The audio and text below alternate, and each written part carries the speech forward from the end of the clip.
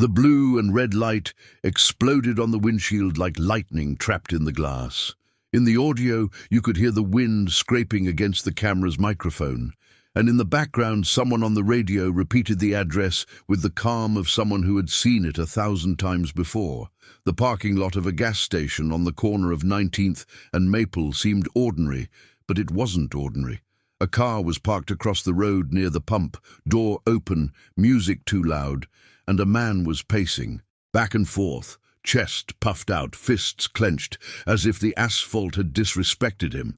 The first to descend was Officer Martinez. He didn't run, he didn't shout, he just walked at a pace that suggested control. His partner, Blake, stayed a step behind, hand near his holster, without any exaggerated hurry. The camera on Martinez's chest captured the glint of sweat on the man's face and the way he turned his head to face those arriving, as if the whole world had just dared to look at him. "Sir, show me your hands," said Martinez, his voice firm and unadorned.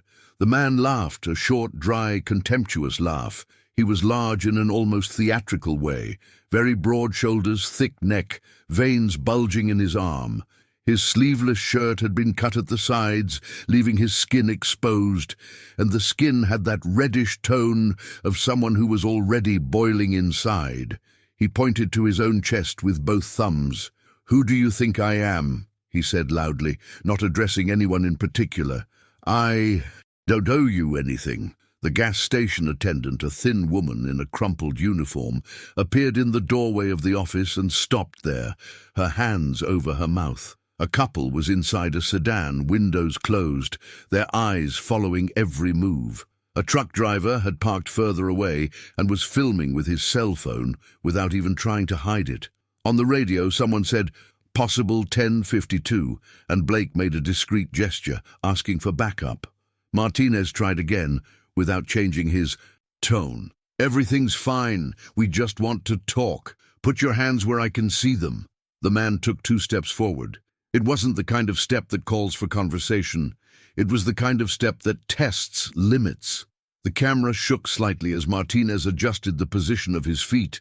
His partner widened the angle a little more, trying to create space, a triangle of distance. "I'm tired of being treated like a criminal," the man snapped, spitting the words out. "You touch me and I swear." And that he didn't finish. His body did the rest of the sentence. His chest came first, then his shoulder, as if he were going to headbutt the world. Martinez raised his open hand, palm facing outwards, that universal gesture of stop. "That's not enough," Martinez warned. The man arrived. The first contact wasn't a punch, it was a strong shove, enough to try and throw him off balance.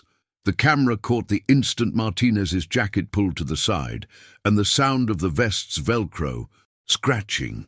Blake reacted, grabbing the man's arm, trying to twist him backward, and the man exploded as if he had a spring in the center of his body. The force he was using seemed absurd. He jerked his arm away and screamed, not from fear, but from rage, a scream that seemed like fuel. "I am not going!" His voice echoed off the concrete, and in the same second, the radio erupted in a chorus. "Units on the way, watch out, approaching around the corner." Martinez stepped aside and tried to get the man into a controlling position, grabbing his forearm, searching for his wrist. It was practice, repeated 1,000 times, but the man's body didn't obey like ordinary bodies. He spun around, tried to break free, and for a second, it seemed like he was going to succeed. His chest hit the camera, the image turned to skin and fabric and shadow, and the audio captured heavy, almost animalistic breathing. The camera refocused when Martinez took a half-step back. "Lie down on the floor! Now!" Blake shouted, and the word "now" came out louder than the rest. The man responded with a strange, crooked smile and did something no one there expected. He raised his hands as if to obey and, in the middle of the movement, threw a slap to try and hit Blake's face. It didn't land fully, but it grazed him. The sound was ugly, a sharp thud. From that point on, the scene lost any semblance of conversation. The camera showed Martinez's face hardening, not with hatred, but with decisiveness.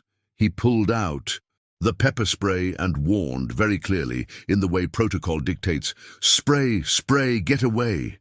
The jet of water hit the man's face. Any normal person would have recoiled, coughed, given up. He coughed, yes, his eyes watered, but he didn't give up. He waved the air as if annoyed by mosquitoes, and advanced again, half-blind, arms flapping, searching for anything to grab onto. The truck driver, far away, stopped filming for a moment, as if he understood that things could go very wrong. Their Sue.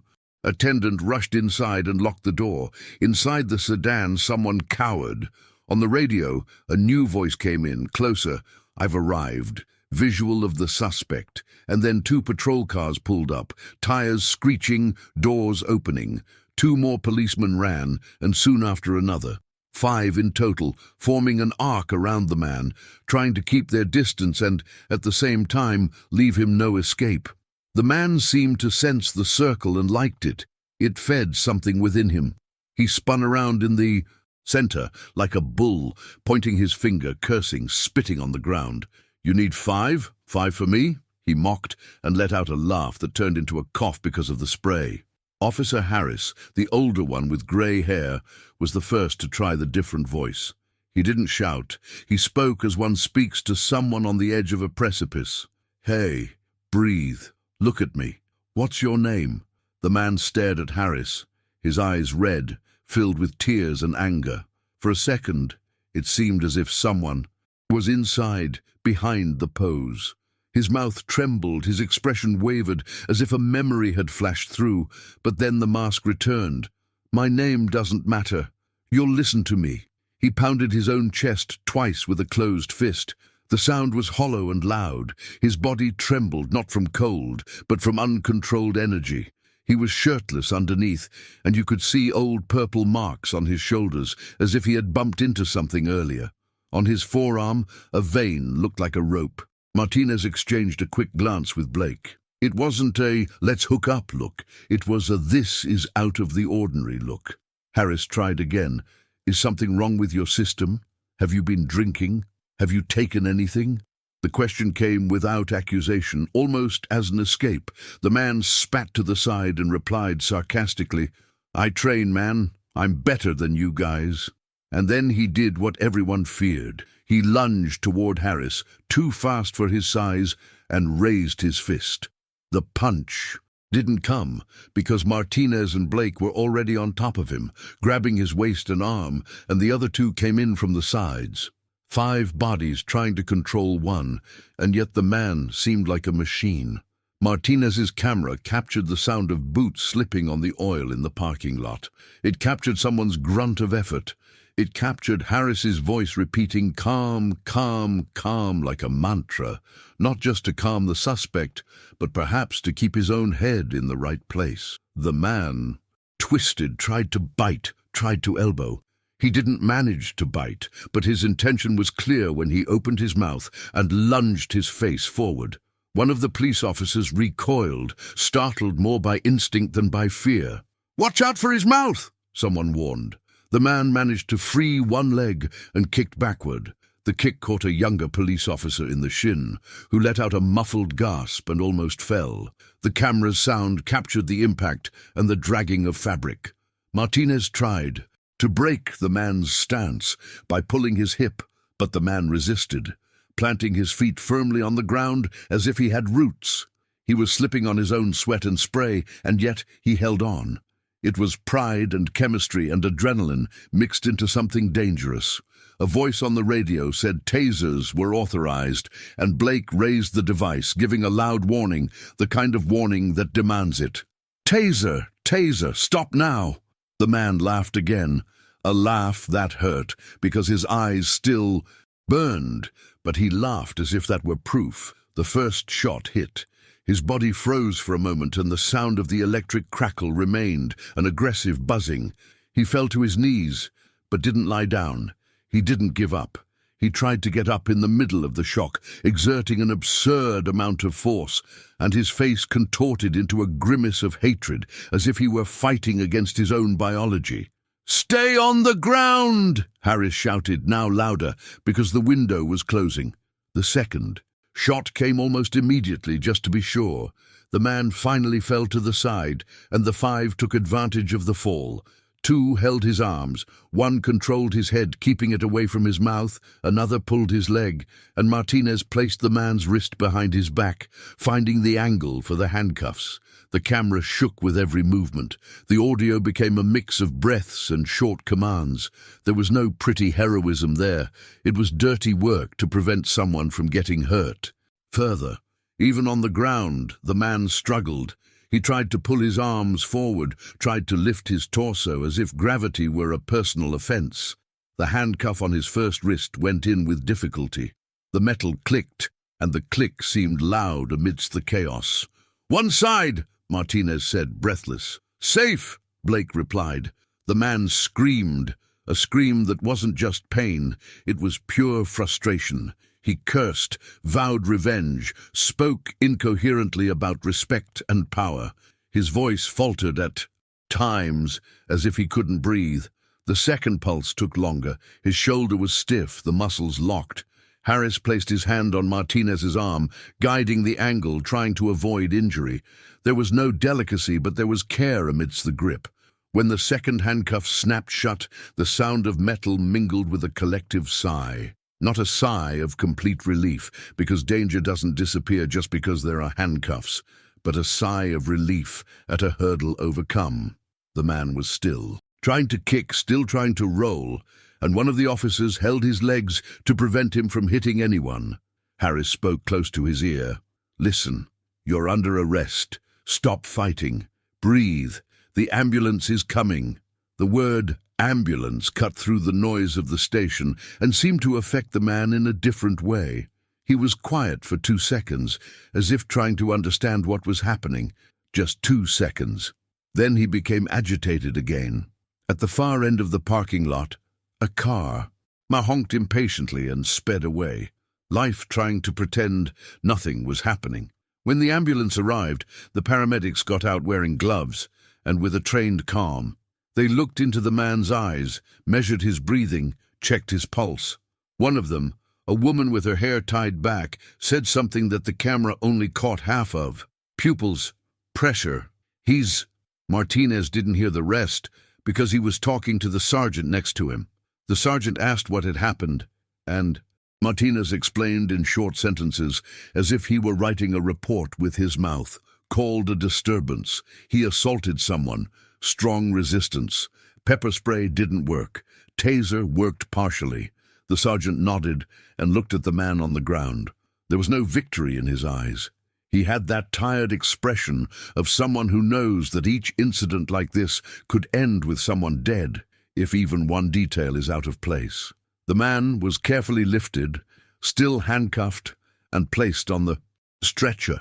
When they turned him onto his back, the camera caught a close-up of his face. He looked less invincible from that angle, less gigantic. His eyes were red, his nose was running, his mouth was dry. He still had a brave expression, but it was a fragile bravery. On the way to the ambulance, he uttered a low phrase, almost swallowed by the noise which the camera luckily captured. "I'm not like that. He didn't finish. He swallowed. Then he cursed again, as if he were ashamed of almost having shown something else. On the other side of the parking lot, the attendant slowly emerged, still trembling, and asked if she could close the station early. Harris replied that yes, she could, and apologized for the inconvenience, as if it were possible to apologize for a night like that. Then, as the ambulance drove away with its siren lowered, Martinez went back to the vehicle to get water. The camera captured his hand, trembling slightly, as he opened the bottle. Not a trembling of fear, a trembling of anxiety. Blake leaned against the hood and took a deep breath, looking at the dark sky. "He was different," Blake said, half to himself. Martinez nodded in agreement. "Yes, different." Harris approached with his notepad and asked if anyone had been hit. The younger officer showed his shin and grimaced. "That's all. It's going to turn purple." Harris took notes and then looked at the gas station, at the pumps, at the stained concrete, at the scene that was already beginning to crumble. He spoke softly, almost unintentionally, as if it were a comment that shouldn't have come out. Every time it's someone trying to prove something. Martinez didn't answer.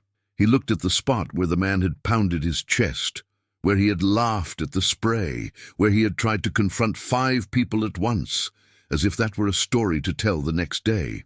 And for a second, Martinez imagined what had happened before that corner. An argument, an embarrassing moment, a pain that had turned into muscle. He had no way of knowing and wasn't going to invent it, because what mattered was etched there. The exact moment when pride met the body's limit. In the report, later, there would be cold words. Suspect resisted, necessary force, no serious injuries.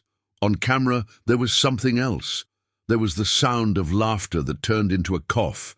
There was the moment of hesitation when someone asked his name. There was the unfinished phrase, "I'm not like that," that hung in the air. When the gas station finally turned off its lights, the parking lot was empty, as if nothing had happened. Only the marks on the ground, a cap lying near the pump, and the faint smell of spray that lingered for a while. Martinez took the camera off his chest at the end of his shift, placed it on the dock, and the green light came on, confirming the upload. He stared at that light for a second longer than necessary, as if the device were capable of responding to something.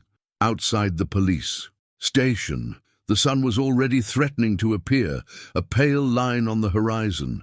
Blake lit a cheap coffee in the machine and drank it standing up. Harris walked past them and told them to go home and rest, as if rest were a button. Martinez went out to the parking lot, got into his car, closed the door, and stood there without starting the engine. His hand still felt the man's hard forearm, the blind force, the electric stubbornness. He took a deep breath and exhaled slowly. In his mind, the image that remained wasn't the kick nor the slap. It was the second in which the man almost said something human and swallowed it, and the second in which 5 police officers had to come together to prevent an uncontrolled body from turning a gas station into a tragedy. He started the engine. The car radio played some random music softly, as if the world were trying to be normal. The city was waking up, people going to work, children still sleeping, and somewhere a distant siren reminded everyone that the night doesn't end the same way for everyone. The camera had captured everything. The rest would become files, legal documents, paperwork, and perhaps a video someone would watch on their phone, with comments praising courage and mockery, as if it were entertainment. But that early morning there on the light-dampened concrete, it had been only one thing.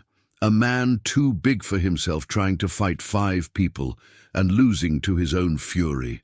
The call had started half an hour earlier, when 911 received a call full of cuts. The recording remained in the central system, and later, Harris listened to it with headphones while filling out forms. The voice was that of a man trying to be brave, but trembling. "There's a guy here. He looks like he's taken something. He's pushing people. He's yelling that nobody tells him what to do. I'm just trying to get supplies." The operator asked for a description, asked if there was a weapon, asked if anyone was injured. On the other end, the sound of an engine, a door slamming, a woman crying very softly.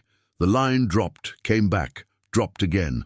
When Martinez's patrol car was dispatched, he was in the police station hallway, a theft report in his hand, exhaustion clinging to his back. He had already closed a garage break-in case, drunk a bitter coffee, and promised himself he would be home before midnight.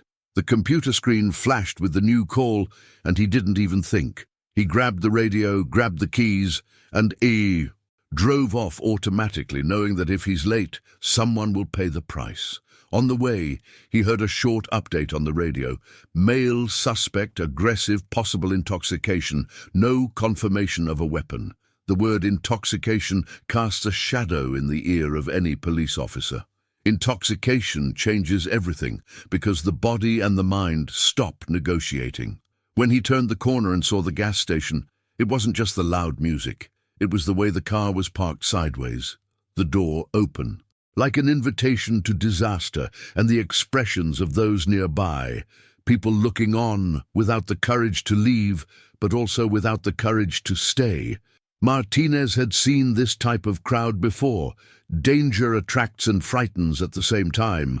After everything was over and the parking lot was empty, the real work began, the kind nobody posts on video. Harris took Martinez and Blake into a small room, the bright white light making everyone look older, and asked them to repeat what happened, each in their own way. It wasn't interrogation based on suspicion, it was review, the procedure that tries to keep the system running. Martinez described the first shove, the slap that almost landed squarely, the spray that didn't have the desired effect. He tried to use the right words, but sometimes the right words sound like lies. He was distracted. He was reacting to things no one had mentioned, and he seemed oblivious to his own limits. Harris noted possible altered state, noted active, resistance, noted necessary force. Then he stood up and went to the room monitor, opened the Bodycam file. The image appeared with that raw, unglamorous quality, a shaky and noisy world. They watched together, in silence. In the video you could see a detail that at the time went by too quickly. Before the slap, the man looked to the side as if he had heard someone calling, but there was no one calling. His head turned like an animal sniffing. Then, out of nowhere, he smiled and went on the attack. Blake swallowed hard when he saw it. He'd already taken that near punch, and even knowing it wasn't serious, his body reacted with a delayed shiver. The body always understands later. The sergeant entered the room later, grabbed a chair, and sat down facing the two of them. He wasn't one for fancy speeches. He asked the basics. If anyone needed assistance, if the team had followed protocol, if there were any witnesses filming. Yes, Martinez replied. There was a truck driver with a cell phone, and the gas station's system must have cameras. The sergeant asked them to collect everything. Bureaucracy goes hand in hand with violence. If the paperwork is crooked, the whole case collapses. At the hospital, the man didn't calm down just because he was on a stretcher. Paramedics reported that he tried to remove the IV from his arm, tried to sit up with the handcuffs pulling on his shoulders, and tried to raise his voice in the same tone of, "Nobody tells me what to do." A tall nurse with a tattoo on his neck had to restrain him along with another staff member. It was at that moment that the man spoke his first name, as if it had slipped out unintentionally. "Kyle," he said, without looking at anyone. "I'm Kyle." The name slipped out quietly, almost as an apology. Then he clammed up again, as if saying the name was a sign of weakness. The exams began, the cold light, the bracelet on his wrist, repeated questions. "Do you know where you are? Do you know what day it is?" He answered with irony or silence. The doctor, a woman with glasses and her hair tied back, noted his behavior and ordered a test, requested cardiac monitoring. She didn't say anything that would become a spectacle. She spoke of substances as one might avoid lighting a match in a gasoline depot. Later, the hospital report arrived at the police station, its words devoid of emotion. Extreme agitation, tachycardia, hypertension, need for light sedation.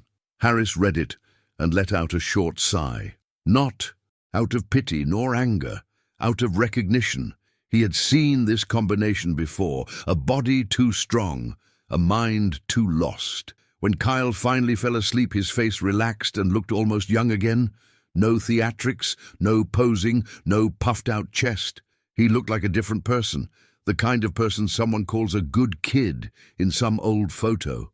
Except there was no photo there, just a big man sleeping with a tape measure on his finger to check his oxygen levels. Outside the room, 2 police officers stood guard because the hospital didn't want any risk.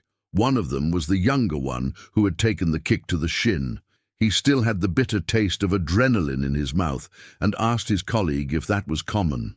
"Not exactly," his colleague replied, "but common enough that we're never surprised." The next morning, an older man appeared at the hospital reception, cap in hand, eyes tired. He asked for Kyle. The receptionist asked for identification and told him to wait. When he met the police officers, his face changed color, as if he had been struck by an invisible blow. He did it again, the old man asked, his voice breaking, trying to sound firm and failing. No one answered aloud, but silence answered. The old man rubbed his face with both hands and stared at the floor for a few seconds, as if searching for a way out among the tiles. Then he looked up and asked to see his son. He called him son. The word came out with weight. The police weren't authorized to give details, but they said Kyle was alive, that he would be evaluated, and that there would be consequences. The old man nodded, as if he already knew the ending of the movie and still had to watch it. When Kyle woke up, he tried to get up and complained of shoulder pain. The nurse explained that he had resisted, that it had been necessary, and that now he needed to be quiet. He laughed awkwardly for a second, and then became serious. "Do I remember everything?" he asked. The nurse didn't have time. "For psychology," she answered with blunt honesty. "You can remember whatever you want. The rest is recorded." The phrase hung in the air. It's recorded. She didn't know how much. Bodycam, gas station cameras, cell phones. Kyle's life had become a video before it became a reflection. At the police station, as the sun rose and the shift changed, Martinez received a call from the evidence department. They had obtained the recording from the gas station. In the security video, which had no audio, Kyle could be seen before the police arrived. He was alone, talking to someone invisible, gesturing wildly, as if arguing with a wall. Then he would pick up his own cell phone, look at the screen, throw the device angrily onto the car seat, and punch the air. At one point he tried to open the car's hood and failed, then kicked the metal body forcefully, as if the car had betrayed him. Harris witnessed this and kept the file. He didn't comment to anyone. He let each person form their own opinion, because comments become legends and legends become mistakes. The case followed the usual path: charges of assault, resisting arrest, disturbing the peace, and property damage. But the usual path has a twist. The public defender requested an evaluation, asking that Kyle's condition be taken into account. The prosecutor wanted to maintain the charges firmly, because nobody wanted to send the message that you can confront 5 police officers and then go home with a recommendation. In the midst of this dispute, the internet did what it does. A clip of the truck driver's video appeared on some random page. It had no context, no before, no after. It was just the moment Kyle laughed at the spray and advanced, and the moment 5 people fell on top of him on the ground. Comments exploded. Animal hero. He's possessed. Police's fault. His fault. People who had never set foot in that gas station were passing judgment in 3 words. Blake saw the video on his cell phone. On the internet, he saw it and closed the app immediately. He didn't have the stomach to become a meme. Martinez didn't even look for it. On the dock, the green light blinked. Then, silence. The file stayed there, cold. Beep.